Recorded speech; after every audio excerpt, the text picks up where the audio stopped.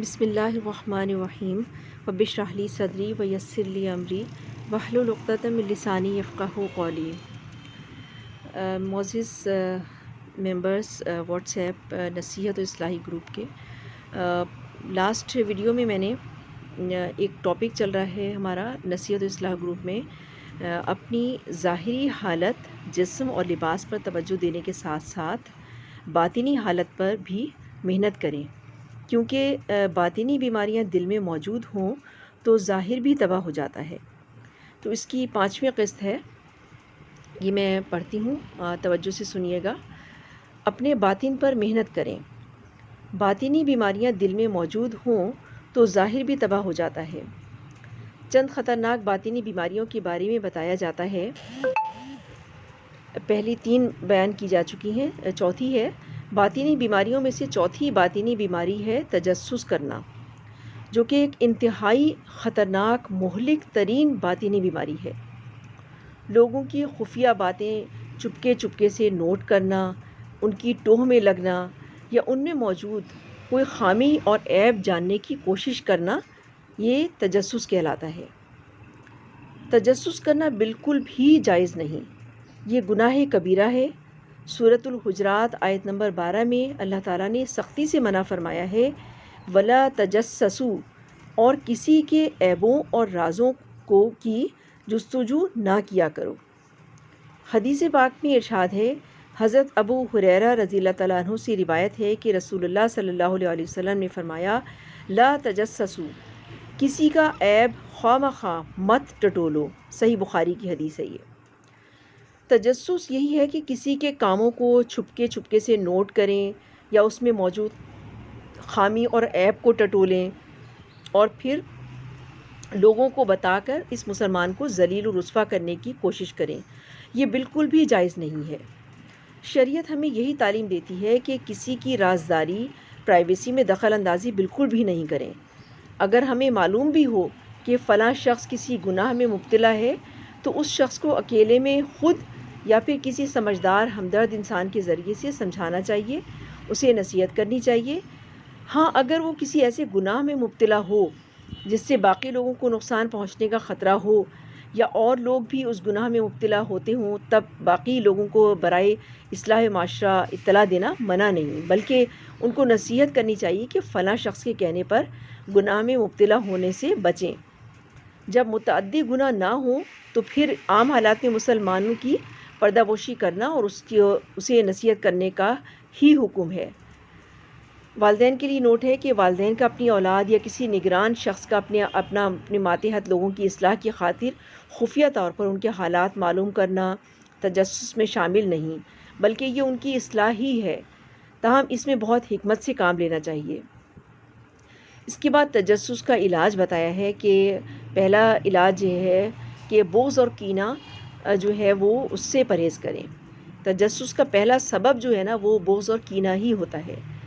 جب کسی مسلمان کا بغض و کینہ دل میں آ جاتا ہے تو اس کا سیدھا کام بھی الٹا دکھائی دیتا ہے اور یوں نظریں اس کی عیوب تلاش کرنے میں لگی رہتی ہیں۔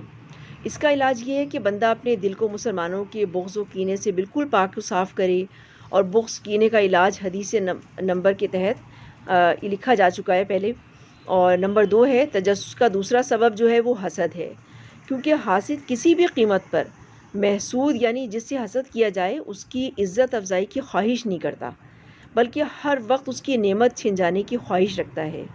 لہٰذا حاسد عیب تلاش کر کے محسود کو بدنام کرنے کی کوشش میں لگا رہتا ہے۔ حسد کا علاج حدیث نمبر کے تحت تفصیل سے لکھا جا چکا ہے، یہ بھی پہلے، اس کو بھی میں انشاءاللہ اگلی نیکسٹ ویڈیو میں بیان کر دوں گی جو حوالے دیے ہیں۔ عمل کی نیت سے اسے بار بار پڑھنا بھی بہت مفید رہے گا۔ نمبر 3 تجسس کا علاج اور سبب ہے، تجسس کا تیسرا سبب ہے چغل خوری کی عادت۔ چغل خور کو کسی نہ کسی منفی پہلو کی ضرورت ہوتی ہے، اس لیے وہ ہر وقت کسی نہ کسی کی پوشیدہ عیوب کی تلاش میں لگا رہتا ہے، پھر یہ عیب ادھر ادھر بیان کر کے فتنے کا باعث بنتا ہے۔ تو اس کا علاج یہ ہے کہ چغل خوری کی وعیدوں کو پیش نظر رکھے اور ان سے بچنے کی کوشش کرے۔ چنانچہ نبی کریم صلی اللہ علیہ وآلہ وسلم نے سخت ناراضگی کا اظہار فرمایا ہے کہ چغل خور جنت میں ہرگز داخل نہیں ہوگا۔ یہ جامع ترمذی کی حدیث ہے۔ اور ایک دوسری روایت سے ثابت ہے کہ قبر میں سخت عذاب چغل خور کو ہی دیا جائے گا، چغل خوری کرنے بھی دیا جائے گا، جامع ترمذی کی حدیث ہے۔ نمبر 4 ہے تجسس کا چوتھا سبب جو ہے چاپلوسی کی عادت۔ بعض لوگ اپنا اعتماد قائم کرنے اور ذاتی مفادات حاصل کرنے کی خاطر کسی دوسرے مسلمان کے عیوب بلا ضرورت شرعی اپنے بڑوں یا افسران بالا یا نگران وغیرہ تک پہنچا دیتے ہیں۔ ایسے لوگوں کی ترقی اور عزت و قدر کا تمام تر دار و مدار چاپلوسی پر ہوتا ہے۔ تو اس کا علاج یہ ہے کہ بندہ کامیابی حاصل کرنے کے لیے اپنی خودآداد صلاحیتوں کو بروئے کار لائے اور مسلمانوں کی چاپلوسی سے بچے۔ نیز یہ ذہن میں بھی بنائے کہ کسی دوسرے مسلمان کی چاپلوسی کر کے جو مجھے ترقی و عزت ملے گی وہ کس کام کی؟ یقیناً ایسی عزت کسی نہ کسی دن خاک میں مل جائے گی۔ تو ایسی عزت کا کیا فائدہ جو روز قیامت کو جہنم میں داخل ہونے کا باعث بنے۔ نمبر 5 ہے تجسس کا 5واں سبب جو ہے شہرت اور مال و دولت کی ہوس۔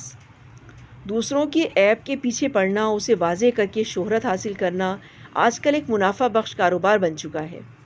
آج کل لوگوں نے کئی ایسے ذرائع اختیار کیے ہوئے ہیں جن میں پہلے تو مسلمانوں کے عیوب تلاش کیے جاتے ہیں، پھر دیگر ذرائع سے ان کی تشہیر کر کے سستی شہرت اور مالی نفع حاصل کیا جاتا ہے۔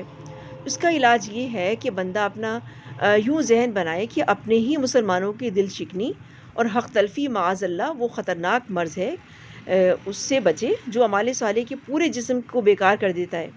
چنانچہ بزرگان دین فرماتے ہیں کہ کئی لوگ نیکیوں کی کثیر دولت لیے دنیا سے مالدار رخصت ہوں گے، مگر بندوں کی حق تلفیوں کے باعث قیامت کے دن اپنی ساری نیکیاں کھو بیٹھیں گے اور یوں غریب و نادار ہو جائیں گے۔ اللہ محفوظ رکھے۔ اللہ اکبر۔